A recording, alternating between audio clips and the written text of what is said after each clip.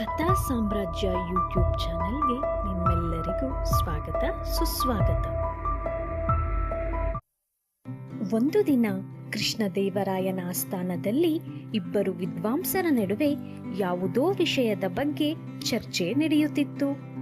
ಒಬ್ಬ ವಿದ್ವಾಂಸ ಬೇರೆಯವರಲ್ಲಿ ತಪ್ಪು ಹುಡುಕುವುದು ಬಹಳ ಸುಲಭ, ಆದರೆ ಅದನ್ನು ಸರಿಪಡಿಸುವುದು ಕಷ್ಟ ಎಂದ.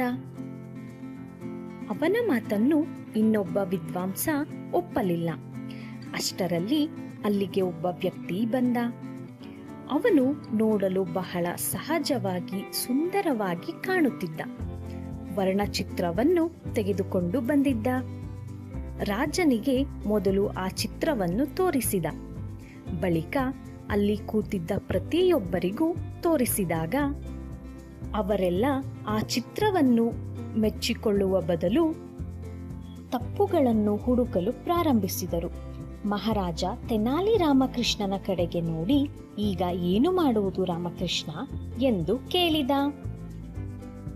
ಆಗ ತೆನಾಲಿ, ಪ್ರಭುಗಳೇ, ಈ ವರ್ಣಚಿತ್ರವನ್ನು ರಸ್ತೆಯ ಮಧ್ಯದಲ್ಲಿ ತೂಗು ಹಾಕಿ ಈ ಚಿತ್ರದಲ್ಲಿ ಇರುವ ತಪ್ಪುಗಳನ್ನು ಗುರುತಿಸಲು ಜನರನ್ನು ಕರೆಯೋಣ ಎಂದ.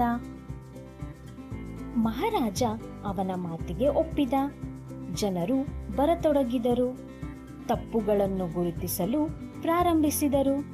ಕೊನೆಗೆ ಆ ಚಿತ್ರವನ್ನು ಆಸ್ಥಾನಕ್ಕೆ ಮರಳಿ ತಂದರು. ಅಷ್ಟರಲ್ಲಿ ಆ ಚಿತ್ರ ಸಂಪೂರ್ಣವಾಗಿ ಗಜಿಬಿಜಿಯಾಗಿತ್ತು. ಅದನ್ನು ನೋಡಿದ ರಾಜ, ತೆನಾಲಿ, ಇದು ಏನಿದು? ಈ ಚಿತ್ರ ಈ ಮಟ್ಟಕ್ಕೆ ಕೆಟ್ಟು ಹೋಗಿದೆ. ಇದನ್ನು ಸರಿಪಡಿಸುವ ಬಗ್ಗೆ ಹೇಗೆ ಎಂದು ಕೇಳಿದ.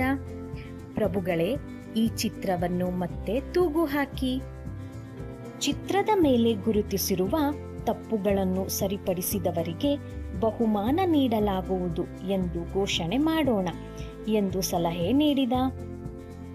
ರಾಜ ಹಾಗೆಯೇ ಮಾಡಿದ. ಆದರೆ ತಪ್ಪುಗಳನ್ನು ಸರಿಪಡಿಸಲು ಯಾರೊಬ್ಬರೂ ಮುಂದೆ ಬರಲಿಲ್ಲ. ಅಚ್ಚರಿಗೊಂಡ ರಾಜ, ತೆನಾಲಿ, ತಪ್ಪನ್ನು ಸರಿಪಡಿಸಲು ಯಾರೊಬ್ಬರೂ ಮುಂದೆ ಬರಲಿಲ್ಲ, ಏಕೆ? ಆಗ ತೆನಾಲಿ, ಪ್ರಭು, ಬೇರೆಯವರ ತಪ್ಪು ಹುಡುಕುವುದರಲ್ಲಿ ಮನುಷ್ಯ ಎತ್ತಿದ ಕೈ. ಅದಕ್ಕೆ ತಪ್ಪು ಹುಡುಕುವುದರಲ್ಲಿ ತೋರಿಸುವಷ್ಟು ಆಸಕ್ತಿಯನ್ನು ಸರಿಪಡಿಸುವುದರಲ್ಲಿ ತೋರಿಸಲಿಲ್ಲ. ತಪ್ಪನ್ನು ಹುಡುಕುವುದು ಬಹಳ ಸುಲಭವಾದ ಕೆಲಸವಲ್ಲವೇ? ಅದಕ್ಕೆ ತಪ್ಪನ್ನು ಸರಿಪಡಿಸುವವರಿಗಿಂತ ಹುಡುಕುವವರ ಸಂಖ್ಯೆ ಅಧಿಕವಾಗಿದೆ. ಇದಕ್ಕೆ ಇಂದಿನ ವರ್ಣಚಿತ್ರವೇ ಸಾಕ್ಷಿ ಎಂದ. ತೆನಾಲಿರಾಮನ ಮಾತನ್ನು ಅರ್ಥ ಮಾಡಿಕೊಂಡ ವಿದ್ವಾಂಸರು ತಮ್ಮ ವಾದವನ್ನು ಅಲ್ಲಿಗೆ ಮುಕ್ತಾಯಗೊಳಿಸಿದರು. ಈ ಕಥೆಯ ಸಾರವನ್ನ ಕಥೆಯೇ ಸ್ಪಷ್ಟವಾಗಿ ಹೇಳಿದೆ. ಒಂದು ಮಾತು ನೆನಪಿಡಿ, ಬೇರೆಯವರು ತಪ್ಪು ಮಾಡಿದಾಗ ಅದನ್ನು ಸರಿಪಡಿಸುವುದು ತಪ್ಪಲ್ಲ.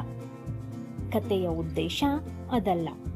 ಯಾರಾದರೂ ಏನಾದರೂ ಪ್ರಯತ್ನ ಪಟ್ಟಾಗ, ಹೊಸದನ್ನ ಮಾಡಿದಾಗ ಅವರಲ್ಲಿರುವ ಚಿಕ್ಕ ಪುಟ್ಟ ನ್ಯೂನ್ಯತೆಯನ್ನ ದೊಡ್ಡದಾಗಿ ಬಿಂಬಿಸಿ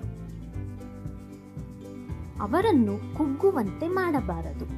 ಹಾಗೆ ಈ ಸಂಬಂಧಗಳು, ಸ್ನೇಹಗಳು ಜಾಸ್ತಿ ದಿನ ಬಾರದೆ ಮಧ್ಯದಲ್ಲೇ ಭಿನ್ನಾಭಿಪ್ರಾಯಗಳು ಬರುತ್ತಿವೆ. ಅದಕ್ಕೂ ಈ ಗುಣವೇ ಕಾರಣ. ನಮ್ಮೆಲ್ಲರಲ್ಲೂ ಕೊರತೆ ಇದೆ, ನ್ಯೂನ್ಯತೆಗಳಿವೆ. ಅದರ ಮೇಲೆ ಹೆಚ್ಚು ಗಮನ ಕೊಟ್ಟು ಅಲ್ಲಿರುವ ಪ್ರೀತಿ, ಬಾಂಧವ್ಯ, ಸಂಬಂಧಗಳನ್ನು ನಿರ್ಲಕ್ಷಿಸುವ ಬದಲು ಅವರ ನ್ಯೂನ್ಯತೆಗಳನ್ನ, ಚಿಕ್ಕ ಪುಟ್ಟ ಸಮಸ್ಯೆಗಳನ್ನ, ಚಿಕ್ಕ ಪುಟ್ಟ ತಪ್ಪುಗಳನ್ನ ನಿರ್ಲಕ್ಷಿಸುವುದು ಒಳ್ಳೆಯದಲ್ಲವೇ? ಯೋಚಿಸಿ.